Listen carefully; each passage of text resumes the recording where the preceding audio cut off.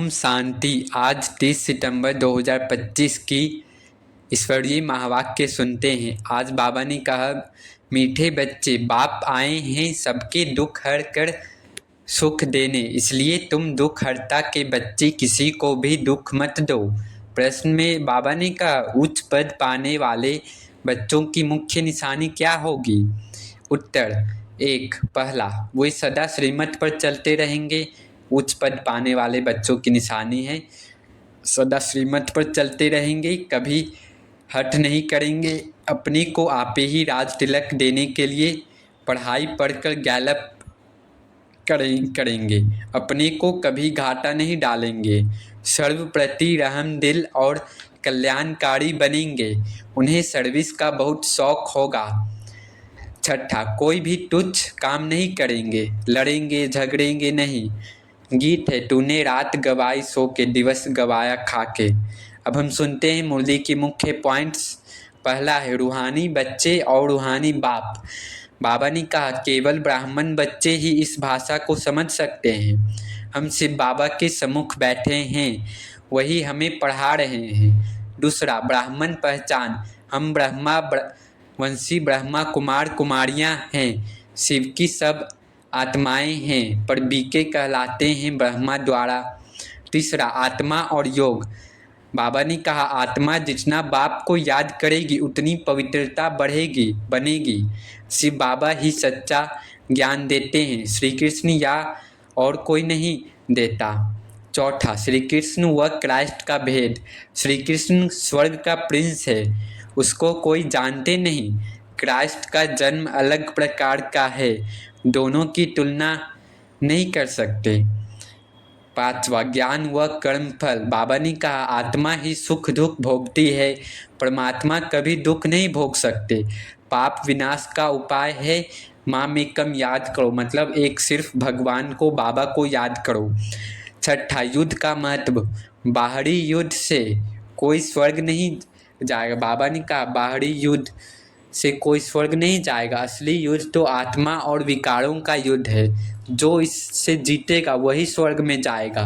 गीता का भगवान है शिव बाबा है, न कि श्री कृष्ण। सातवां, नई दुनिया की स्थापना।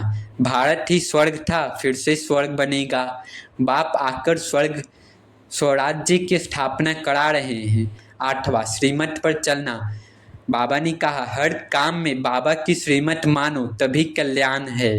देह अभिमान छोड़ो, साधारण रहो। बाबा ने कहा, हर काम में बाबा की श्रीमत मानो तो कल्याण होगा, और देह अभिमान छोड़ साधारण बनो, सिंपल। नौवां, सेवा का महत्व। बाबा ने कहा, सेवा योगी बच्चे ही सर्विस एबल और कल्याणकारी कहलाते हैं। सेवा नहीं करेंगे तो पद तुच्छ होगा। 10वां, पढ़ाई व पद। मुरली पढ़े बिना, याद किए बिना ऊंचा पद नहीं मिल सकता। बाबा कहे, मुरली पढ़े बिना और याद किए बिना ऊंचा पद नहीं मिल सकता। सबकी तकदीर नंबर वार है। 11, निडरता। बाबा ने कहा, विघ्न तूफान आएंगे पर डरना नहीं है। बाबा करें, विघ्न तूफान आएंगे पर डरना नहीं है। गुप्त राजधानी स्थापन हो रही है। 12, पुरुषार्थ और स्कॉलरशिप। श्रीमत पर चलकर आपे ही राज तिलक देना है। बाबा 21 जन्मों के लिए स्कॉलरशिप दे रहे हैं, स्वर्ग की बादशाही दे रहे हैं स्कॉलरशिप में।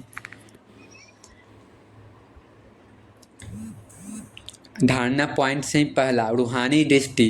हर किसी को आत्मा समझो, देह अभिमान छोड़ो। दूसरा, पवित्रता। बाबा की याद से अपने को पवित्र बनाना है। तीसरा, साधारण जीवन धारण करना है, बहुत सादा, रॉयल और मर्यादित जीवन जीना है। चौथा, श्रीमत पर चलना। बाबा ने कहा, अपनी मन मर्जी नहीं, हर कार्य में बाबा की राय माननी है। पांचवा, सेवा भाव धारण करनी, हर आत्मा का कल्याण करना, ज्ञान और शांति का संदेश देना। छठा, सहनशीलता। झगड़ा लड़ाई नहीं करना, हर हाल में शांति रखनी है। सातवां, मुरली व अध्ययन। रोजाना मुरली पढ़ना और याद में रहना, तभी ऊंचा पद मिलेगा। अब नशा चढ़ाने वाले कुछ पॉइंट्स हैं, वो देख लेते हैं। हम रूहानी बच्चे रूहानी बाप के सम्मुख बैठे हैं, अपार खुशी में रहना है। दूसरा, हम ब्रह्मा वंशी ब्रह्मा कुमार कुमारियाँ हैं। स्वयं परमपिता शिव बाबा हमें पढ़ा रहे हैं। हम स्वराज्य की स्थापना कर रहे हैं।